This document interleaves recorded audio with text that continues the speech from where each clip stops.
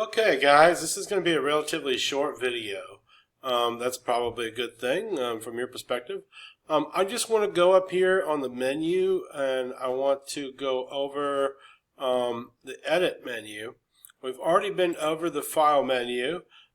We did new, open, close, save, save as, and we did place.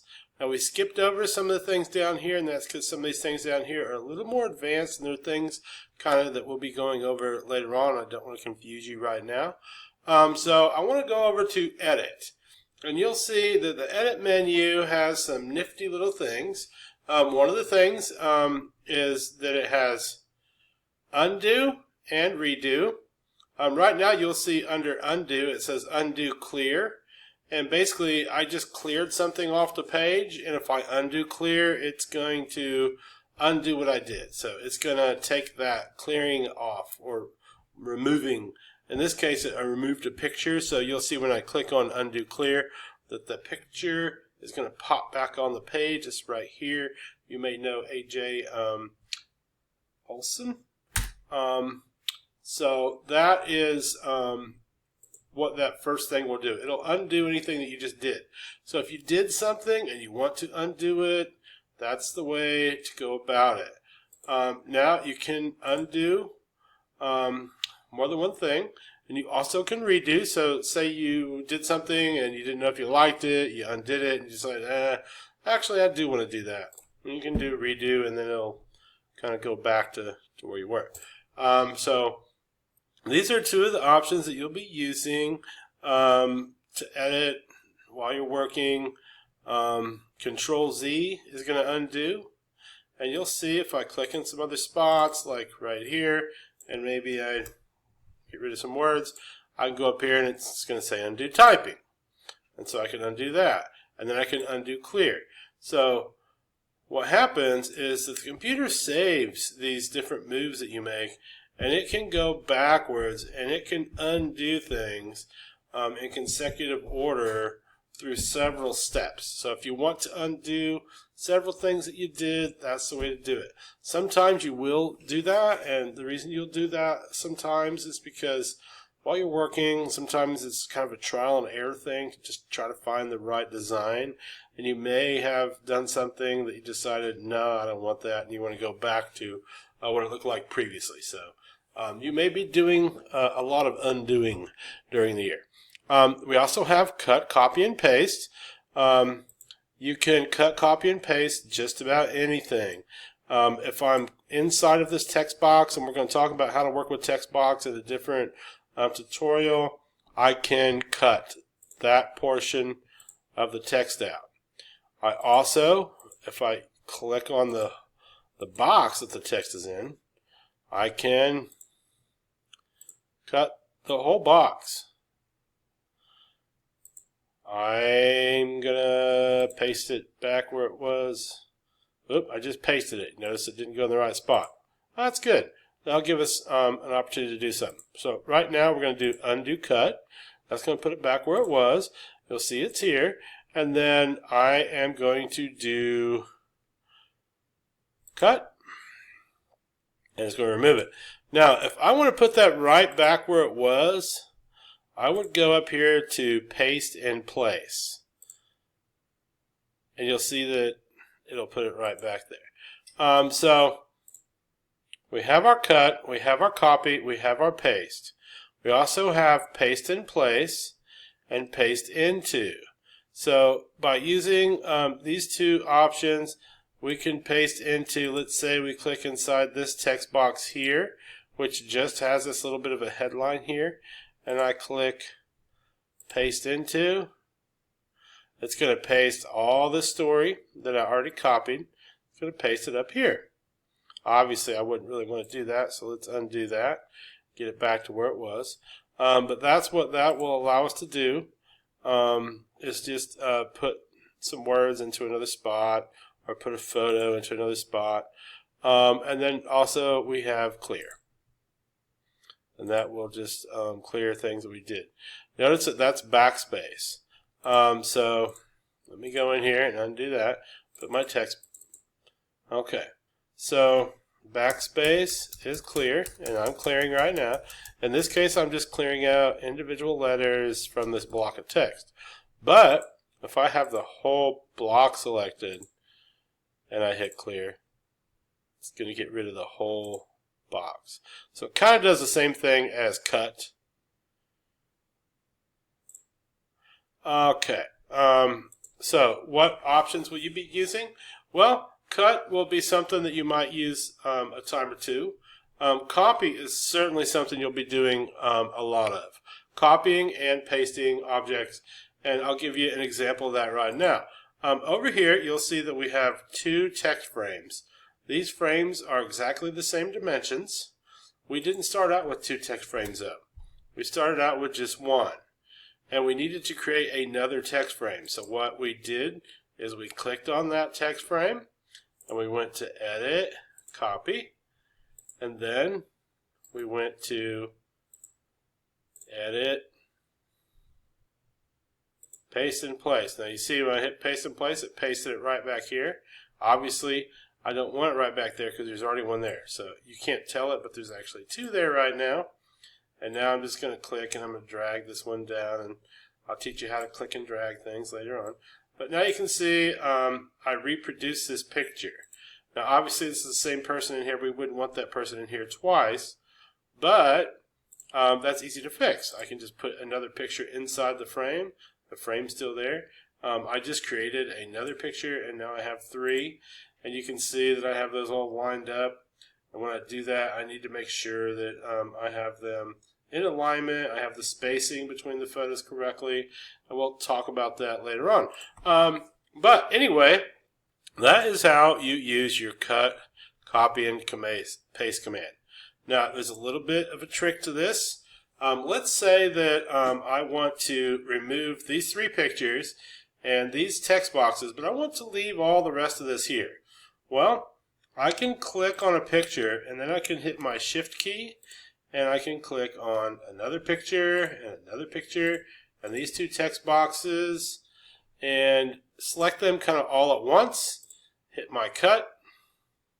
It's going to remove them all, and then I can remove them and put them, let me just remove this. This is Kevin. He's my football kid last year. Okay, and then I can just hit paste. You see it'll paste it. It didn't know where to paste it. It just kind of takes a guess. But it pastes it over here.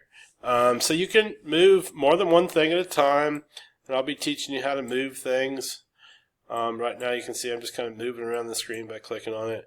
It's kind of, in a way, it's kind of all grouped together right now because I've selected it all. So you can work with more than one thing when you're working with cut, copy, and paste. Okay, so that takes us down here to duplicate. Duplicate is basically a shortcut for doing what I already did, which was to copy and paste this. If I wanted to, I could have just chosen duplicate. Sometimes I forget that that's an option, and it's just going to create another one of those. And that's another great thing to use. And then we have step and repeat. This is not something that I use often, but you can see here you can choose the number of times that you repeat. I chose 7, and boom, all of our photos are laid out there. Why would we want to use this? Well, there are times when we're going to be creating mods, and our mod may have 7 or 8 photo boxes up here, and we don't want to go through the hassle of creating a photo box and then trying to create another one and making sure they're all the same size. So I can just create one, and I can just choose step and repeat, put however many I need in there, and then I can kind of adjust them as I need to. All right, let's go on down, place and link. That is for placing photos, I believe. That's not one that I've used very often. And you know what? I don't even know if you have it on your computer, so I'm not going to spend any time on that right now. We'll skip over that, and if you want to explore that, you can on your own. Okay, select all and deselect all. So select all, I think you guys are familiar with. There's a shortcut for that. select all is Control A. So if I just click here on my screen and hit Control A, it's going to select everything. So why would you want to do that? Well, if you want to move everything around on your page or everything that you have on your page, you can do that. Sometimes it's nice to be able to move things from one side of the page to another. So that's an option that you have. There are other ways to select all. You don't have to go up there and use that or hit Control A.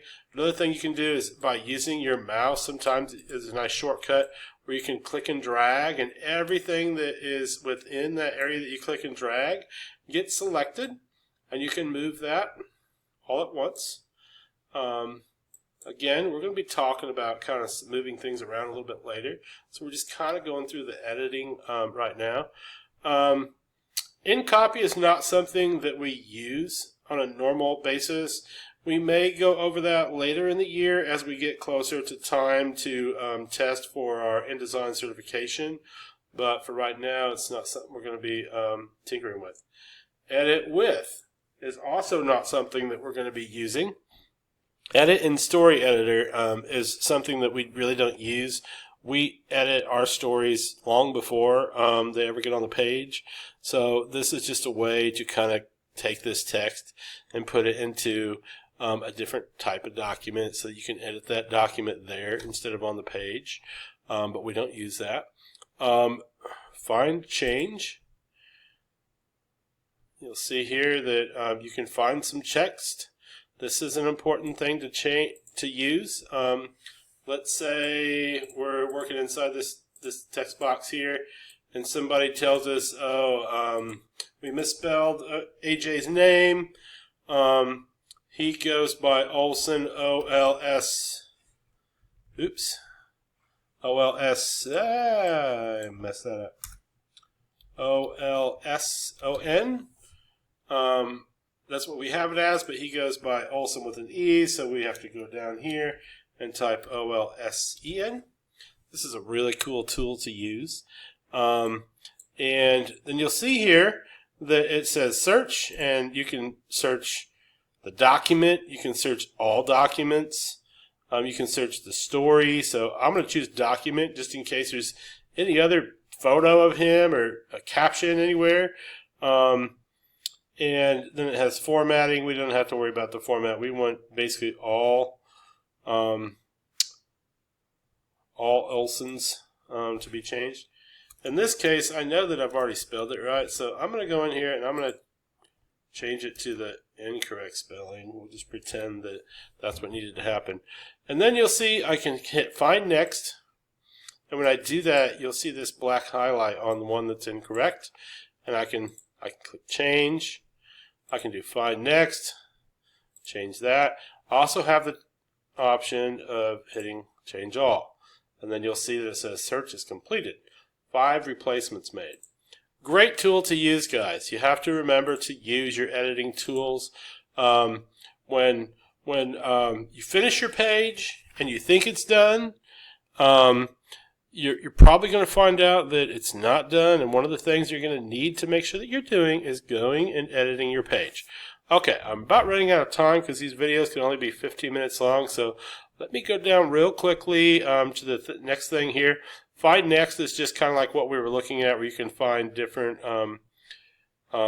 words in here more than once. So if I hit Find Next, it's going to find the next Olson that I have typed in there. The one that I want you to take notice of is spelling. There is a spell checker in here. There is an autocorrect in here. It is not going to autocorrect your spelling unless you have autocorrect turned on. Autocorrect can kind of be annoying to turn on because it's going to catch a lot of names, and it's going to tell you that a lot of names are spelled incorrectly. That's not always the case. So I don't use it a lot of times, but I do make sure that when I finish, I go in and I use my spell checker. And I make sure that all the words are correct. In this case, I don't think there's anything wrong, so it's not going to bring up any words. But make sure that you're using your spell checker. No assignment should ever be turned in without the spell checker being run on it. and we will know